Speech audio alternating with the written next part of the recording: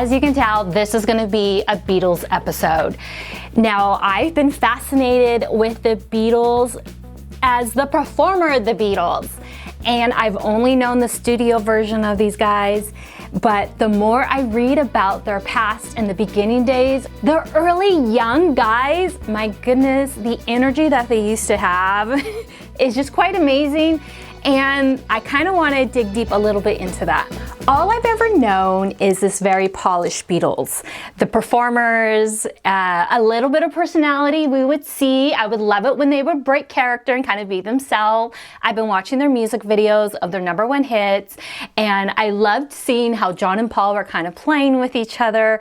And of course, this is my introduction to the Beatles, is their classic song, Please Please Me. You know, I always thought I Want to Hold Your Hand was like on my albums, and I don't even have it. What album is I Want to Hold Your Hand? I think it's the American version because I don't have the American version. I got the Japanese version a while ago. I was recommended this cool box set, the Beatles 10-disc Rock and Roll Live Rare Recordings. Now, I had no idea what it was, but it sounded really interesting. And as I was listening to the first disc, which is the Decca demos. Now, if you don't know, the Beatles recorded with Decca and basically was rejected because the guy who was going to pick a group picked someone else. And so back to the drawing board, you have these Decca demos, so you get to hear Pete Best. And I think he sounds a little over drumming, but what do I know about drumming? I didn't think it was bad.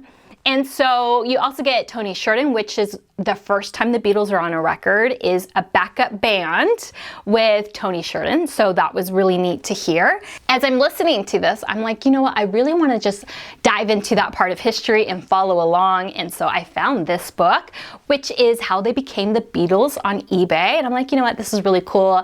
So I start reading it and I don't stop. I'm halfway through the book already because it's such a fun part of history of the Beatles. You know, as I'm listening to John Lennon's interviews, he talks about the early days very fondly, very nostalgic, very like, you know, that's when rock and roll was real. And I think he felt like he was himself at that time. Like, he wasn't polished. He wasn't this John Lennon who we think he is, but he was who he was as an artist. And I mean, when you're young, you really don't filter yourself as much as when you get older. And so getting to know the Beatles in their young days, I feel like I know them a little bit better. As I was going through this book, I'm listening to the disc. And so I get to hear on disc 2, the Carvins. And I'm not sure if I'm saying that right, but that is when the Beatles were playing in this like cave. At night, it became this club of the dirty, grimy young bands who were up and coming, and you get to hear that energy of them playing live in front of kids and their crowd, and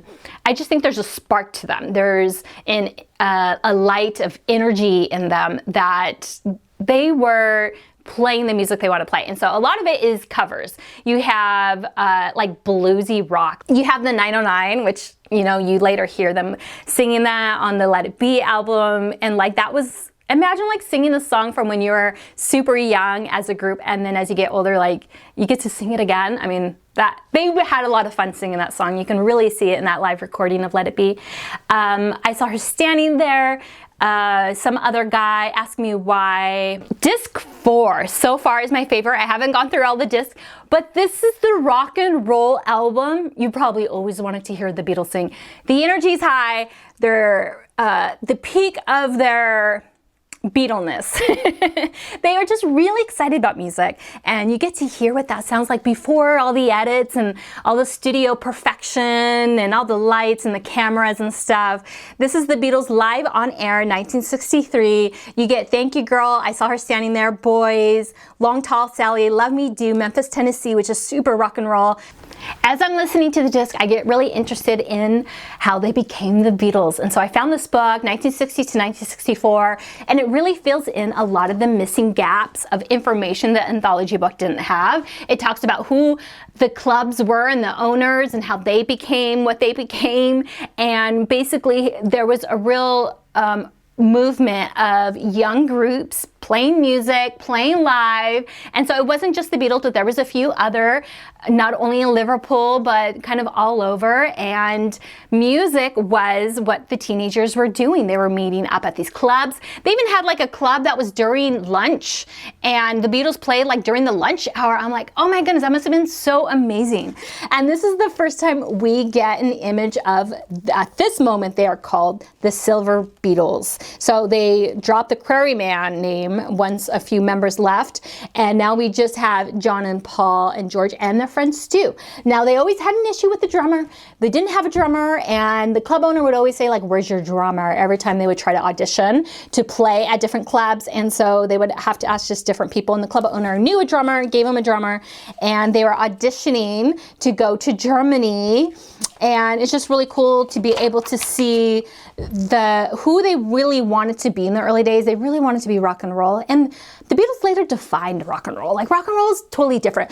But back then, this was like Elvis rock and roll. But the club owner, I think it's Alan Williams, is like, they're just not good enough. I mean, imagine, like, these are the a little bit older guys, and they're really rocking out. And so this guy, he was famous back then, and John was asked, this is John right here, asking for an autograph. And Bill Fury is just like, okay. He's kind of looking at him like, okay, fan. But this was funny. This is Stu right here. And I guess Stu didn't really know how to play the bass, so they would tell him, like, turn around so people don't see that you don't know how to play.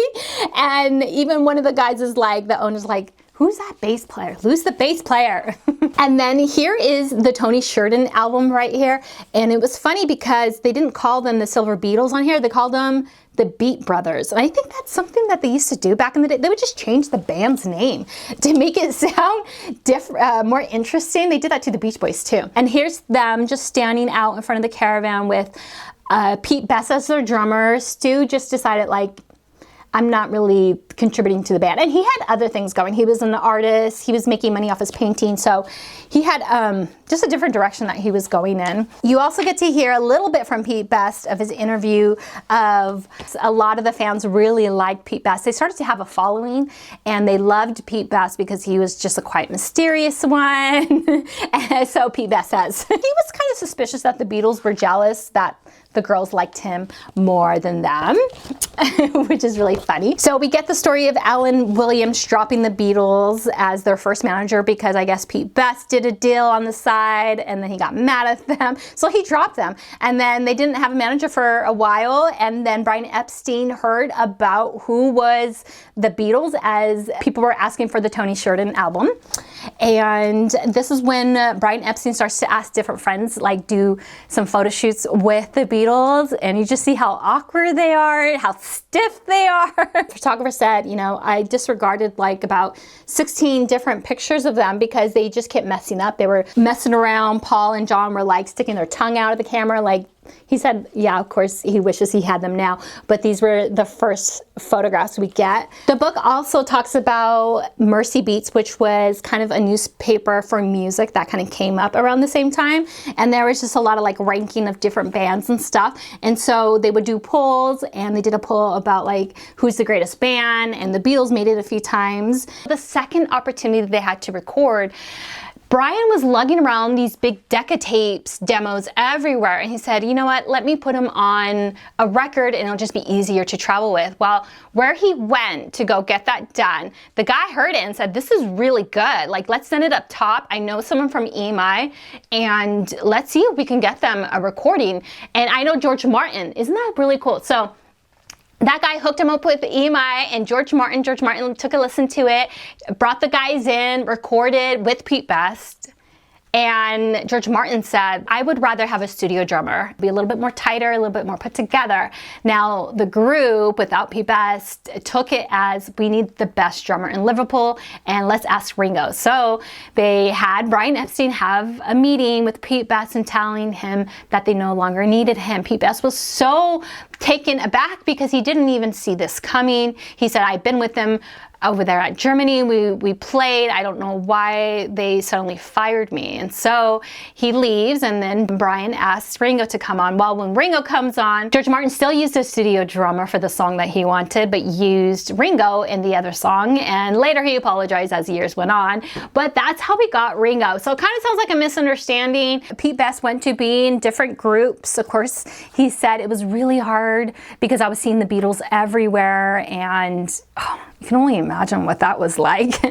They went to go perform with Ringo, and people were really mad that Pete Best wasn't there, and a fight broke out, and George got a black eye. And so there it is, documented, the black eye. And then we get to see some pictures of them playing at the Star Club, and it sounds like by the end of it, of playing at the Star Club, they're kind of over it. They're ready for something new, as the Beatles often did. They love just moving on. And I think if things got stale, then they needed to push themselves and they would move on. And that was a reoccurrence in the career of the Beatles, and that's why we get so much great stuff. So what fun it's been to kind of relive the old days. I love the energy that the old days had. I love the excitement. Makes you feel like you're a young teenager again in the front row of the Beatles. And I think in any group, I think the evolution that they go through is what keeps their music alive and fresh. If they keep making the same thing over and over again, you get tired of it, even they get tired of it. And so it's just really cool to see how the Beatles evolved through each recording, through each album, through each take. They're just so interesting. So thank you guys so much for watching this episode. I'll see you guys in the next one.